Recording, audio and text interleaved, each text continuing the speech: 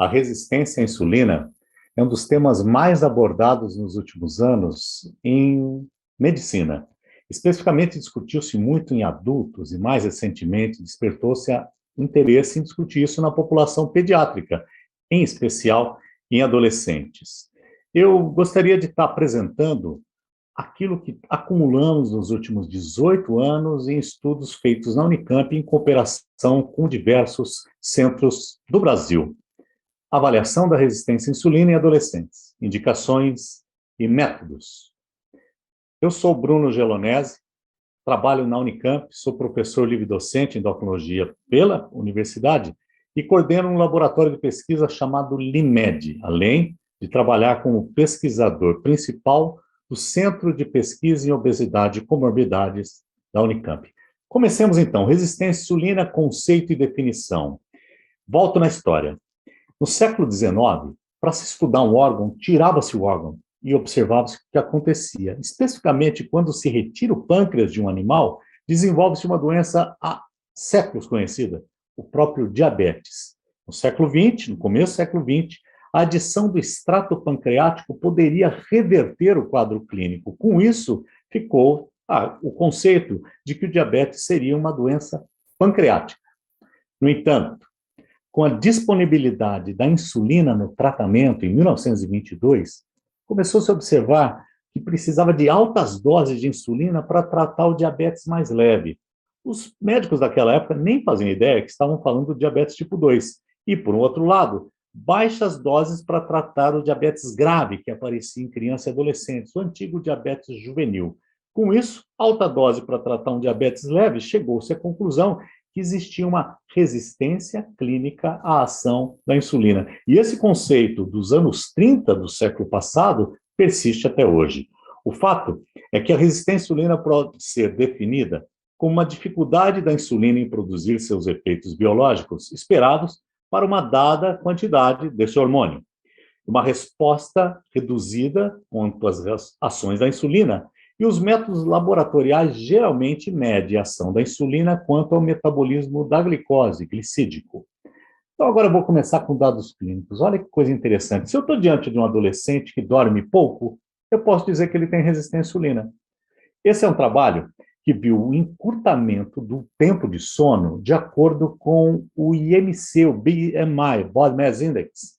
Vejam, em crianças entre 5 e 7 anos que dormem menos que 9 horas, elas vão ter mais índice de massa corporal, mais tendência à obesidade. Mais obesidade central. É interessante que para outras faixas etárias, entre 3 e 4 anos, dormir pouco, mais obesidade. De 6 meses a 2 anos, crianças que dormem menos de 12 horas, mais de 12 horas, vão ter mais obesidade e mais obesidade central. Por que eu estou falando isso? Obesidade central também é um sinônimo da presença da resistência à insulina. Quando nós fomos estudar um grande grupo de adolescentes, em torno de 1.000 adolescentes, nós fomos ver o efeito da privação do sono, ou redução do sono, na sensibilidade à insulina, utilizando a técnica do clamp hiperglicêmico. Observem, menos que 8 horas, mais que 8 horas, menos cintura, mais cintura. Igualmente, quem dorme menos vai ter mais pressão arterial aumentada, mais ácido úrico, mais composição corporal com gordura, denotando aqui a presença provável de resistência à insulina. É interessante observar que nós fizemos o método do Roma, um método mais simples que eu vou explicar um pouco mais adiante, e não encontramos diferença. Se parássemos nesse ponto, traríamos o mesmo conhecimento vigente. Demos um passo além e fizemos o clamp hiperglicêmico, mostrando que a taxa de fusão de glicose naqueles que dormiam mais do que 8 horas era maior em relação aos que dormiam menos. Maior infusão de glicose quer dizer maior sensibilidade à insulina. Isso após um ajuste para IMC, gênero, meninos, meninas, e a própria idade e o grau de maturação sexual. Com isso, nós pudemos, com um método bem sofisticado, provar que a privação do sono leva à resistência à insulina. Muito bem, então eu falei de um método bem complexo, agora vamos falar o que seria um método ideal para ser aplicado. Ele tem que ser obtido em pouco tempo, preciso, comparável, podendo ser usado em qualquer nível de insulina ou de glicemia, baixo custo e aplicação clínica. Qual é o método que preenche isso tudo? Nenhum. Chato falar isso, né? Mas nenhum método preenche todos esses critérios. Vou discorrer sobre cada um deles para tentarmos chegar num ponto de equilíbrio. Johannes Brahms, esse autor erudito de música clássica, trouxe para nós aqui a possibilidade de um acrônimo meio parecido, que é o BRAMS, Brazilian Metabolic Syndrome Study. O Brahms foi conduzido em vários locais. No Ceará, São Paulo, Campinas, Itu, Três Corações, e com isso conseguimos um grupo grande de adultos, 6.000 e 1.033 adolescentes. Fizemos vários tipos de avaliação da resistência à insulina, utilizando o ROMA, que é o mais simples, teste de tolerância oral à glicose, o CLAMP, o GTT-EV, o teste de tolerância à insulina. Em adolescentes, validamos o ROMA diante do CLAMP, e eu vou mostrar mais adiante a publicação sobre esse estudo. Primeira coisa, se eu quero dizer que insulinemia alta é um nível de resistência à insulina, eu começo a perceber que quanto maior o IMC, maior a insulinemia, aqui ajustado para o BMI ou IMC, de acordo com o grau de maturidade, o Z-score. Quando vamos testar a insulinemia de jejum e a sua correlação com a taxa de infusão de glicose ajustada para massa magra no estudo Brahms, ok, aqui nós vemos quanto maior a insulinemia, menor a taxa de infusão de glicose. Com isso, eu posso dizer, insulinemia é um razoável indicador da resistência à insulina, mas tem suas limitações. Isso faz com que a gente possa dizer que também a relação glicemia sobre insulina não é um bom método. Por quê? Quanto maior a deficiência de produção de insulina, menor esse índice. E deficiência de produção de insulina não significa melhora da sensibilidade. Para resolver isso, alguns pesquisadores nos anos 80, como o grupo do David Matthews, desenvolveu aquilo que é chamado e muito conhecido, que é o Homeostatic Model Assessment, ou HOMA, em que se calcula a resistência à insulina por essa equação, que eu vou traduzir para o Brasil aqui. Nós utilizamos muito mais glicemia de jejum em miligramas por decilitro. Então, insulina vezes glicemia dividido por 405. Esses autores também falavam da função de célula beta pelo Roma beta. E aqui eu deixo uma mensagem. O Roma beta é muito frágil, não é robusto e nem deve ser utilizado. Vamos falar do Roma IR. Quanto maior o índice de massa corporal, maior o Roma-IR, aqui uma coeficiente de correlação melhor do que a insulinemia per si. O Roma é melhor. Vamos adiante. Quando a gente fala para a mesma faixa de peso, peso normal, sobrepeso, obesidade, quem tem intolerância à glicose vai ter um Roma um pouco mais alto. Com isso, eu trago dois determinantes da resistência à insulina: presença ou não de obesidade e presença ou não de alteração da glicemia. A taxa de infusão de glicose, que quer dizer quanto maior, mais sensível, é inversamente proporcional ao Roma. Nós temos aqui uma correlação parcial ajustado para o estadio puberal, pelo sexo e idade, mostrando clara correlação entre dois métodos, um bem sofisticado e um bem simples. Vamos falar do clamp hiperglicêmico. A paciente está aqui com 2 acessos venosos, um dele para avaliar a resposta de célula beta-glicose e o outro para quantificar a quantidade de glicose metabolizada. No primeiro acesso, nós vamos estar dentro de uma manta térmica para buscar um sangue arterializado. Temos o analisador de glicose instantâneo e vamos fazendo um ajuste na infusão de glicemia e dosando a insulina. Parece complicado, né? Mas no final das contas, o que nós temos?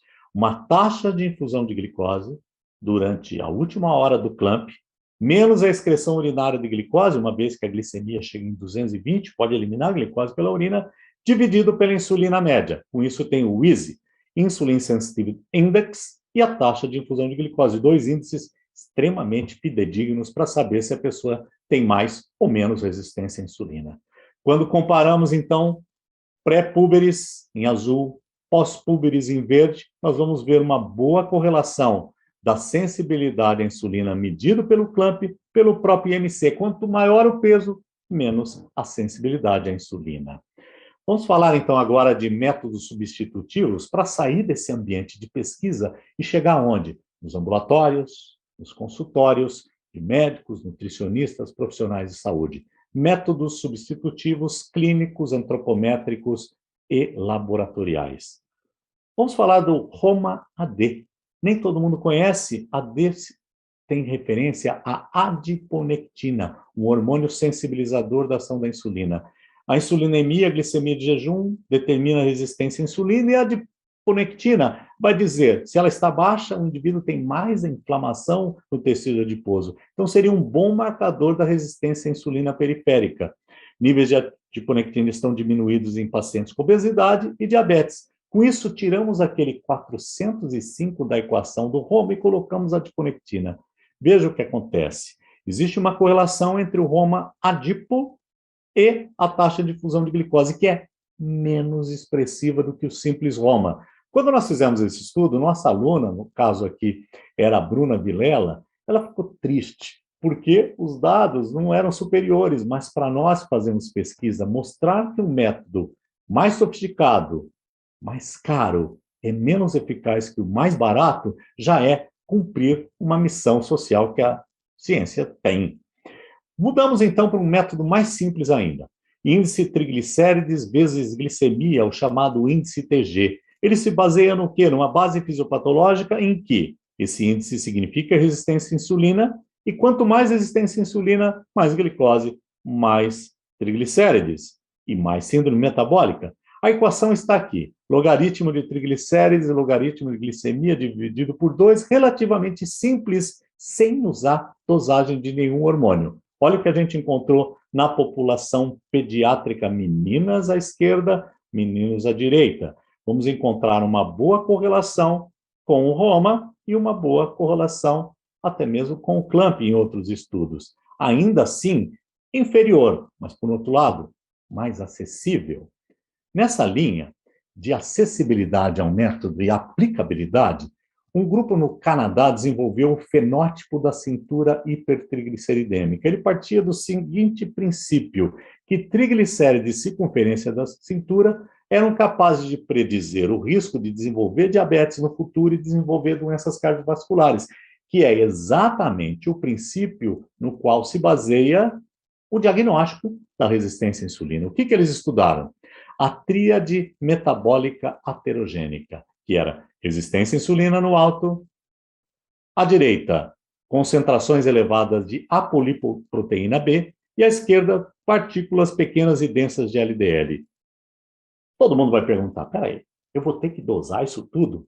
A resposta é a seguinte, dosa-se coisas sofisticadas para provar que a simples equação em que se leva triglicérides e circunferência da cintura já responde por pelo menos 80% da variação desses parâmetros que não são feitos na prática clínica. E com isso, nós vamos ter o fenótipo da cintura hipertrigliceridêmica, que também é um fenótipo da resistência à insulina.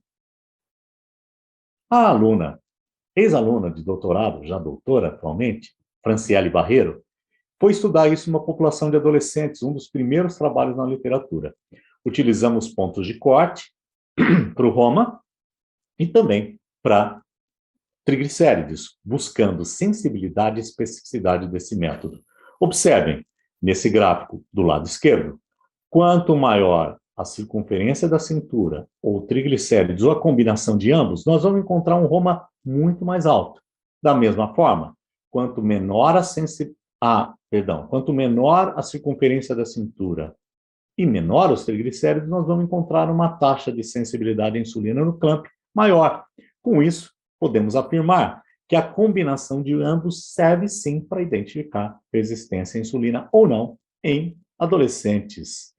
Os níveis de sensibilidade à insulina ou resistência à insulina, segundo a categorização dos adolescentes, fica claro, se é púbere ou não púbere, nós vamos ter mais sensibilidade à insulina ou menos sensibilidade à insulina, se tem o fenótipo da cintura hipertrigliceridêmica ou não. A coisa não para por aí. A ciência não para. E com isso eu posso dizer o seguinte, que nós buscamos métodos simples para explicar aquilo que é complexo, mas todos os dias aparecem novas propostas de índices de sensibilidade à insulina. Eu vou falar sobre eles na parte final da minha apresentação. O que nós temos? Recentemente, um grupo mostrou esse SPICE, Single Point Insulin Sensitivity Estimator, que faz o quê? Tira insulina, tira adiponectina e vai só com dados clínicos. Mas vejam, 600 vezes HDL elevado a 0,185, triglicérides elevado, BMI. É quase impossível um profissional de saúde pegar os dados e fazer toda essa conta, um tanto quanto complexa para o dia a dia corrido que nós temos para tanta informação para discutir com os pacientes. Por isso, que ao contrário de propor novos métodos, nós aqui na Unicamp, junto com essa cooperação, propomos métodos antropométricos na avaliação da resistência à insulina. O primeiro deles, a simples medida da circunferência do pescoço. Por quê? A circunferência do pescoço representa a presença de gordura subcutânea na região superior do corpo. Quanto maior a quantidade de gordura troncular, mais concentrações de AGL, ácidos graxos livres, que por si determinam resistência à insulina. Então, nós vamos dizer assim, quanto maior a concentração de ácidos graxos livres, maior a resistência à insulina, maior o risco cardiovascular. Em outras palavras, quanto maior a circunferência do pescoço, maior o risco cardiometabólico atribuível à resistência à insulina. Vamos lá, então? Nos nossos dados do Brahms, a circunferência do pescoço em adolescentes, em meninas e meninos, teve uma correlação muito clara e muito boa com o Roma, podendo até dizer que podemos substituir um método laboratorial por um método simples, antropométrico. Alguém vai dizer, poxa, mas já existe a medida da cintura. Por que usar o pescoço? Veja, se eu quero fazer uma grande campanha de detecção numa praça pública, eu vou ter dificuldade para medir o abdômen das pessoas, seja por constrangimento, pela roupa, até por uma questão de respeito à pessoa. Já a medida do pescoço é bem simples e, salvo situações em que ocorra a presença de bócio, aumento da tireoide, ele é bastante aplicável e simples de ser utilizado. Volto então para a minha apresentação dos slides, passando então para a circunferência do pescoço, comparando com a taxa de infusão de glicose pelo taxa de infusão de glicose do clamp hiperglicêmico. Vejam, coeficiente de determinação 0,72, 0,63 mostra uma excelente correlação com o método mais sofisticado disponível na atualidade. Esse é o trabalho da aluna, ex-aluna, doutora já, Cleliane Silva, que mostrou que a circunferência do pescoço é um ótimo identificador da resistência à insulina por curva Rock em adolescentes e colocou, inclusive, propôs pontos de corte. Pré-puberdade, meninas maior que 32 ou 30, meninos, meninas, e na puberdade valores acima de 34 ou 35 centímetros, relativamente simples. Existe um outro método, talvez ainda mais simples, dependendo da percepção das pessoas. Num ambulatório, por exemplo, simplesmente a relação cintura-estatura avalia a adiposidade central, pela cintura, e tem uma forte correlação com fatores de risco cardiovasculares. Determinada cintura, há um grau aceitável de gordura armazenada na região troncular, medida aqui pela circunferência do abdômen. E quanto maior a relação cintura-estatura, maior o risco de resistência à insulina e doença cardiovascular. Por exemplo, alguém de 2 metros de altura vai poder ter 1 metro de cintura, alguém de 1,60 m, no máximo 80 centímetros, e com isso a gente tem este dado.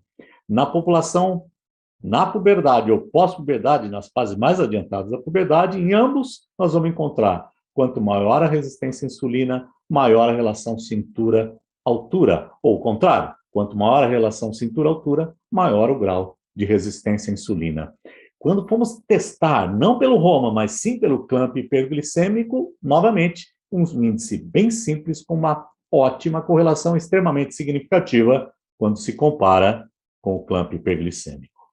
Vamos para um dado clínico, muito comum em adultos, mas igualmente cada vez mais frequente em adolescentes. A acantose nigricans, essa percepção de uma hiperceratose com hiperpigmentação em axila, pescoço ou dorso das mãos. Quanto maior isso tem, isso é um sinal da hiperinsulinemia. E olha o que nós encontramos nos nossos adolescentes. Quando a acantose nigricans estava presente versus ausente para o mesmo grau de índice de massa corporal, entenderam? Mesmo grau de índice de massa corporal, mesmo grau de obesidade, quando existe acantose, mais Roma elevado, e ao contrário, quando existe acantose, menor o consumo de glicose no clamp hiperglicêmico. Dessa forma, um dado super simples, trazendo bastante informação. Eu vou terminar citando um trabalho muito importante realizado no Brasil, que é o estudo ERICA. 37.815 adolescentes entre 12 e 17 anos. Eles encontraram como ponto de corte ideal para o diagnóstico de síndrome metabólica um HOMA-IR maior do que 2,8. Encontraram nessa população a prevalência de resistência à insulina em 19,1% de adolescentes brasileiros.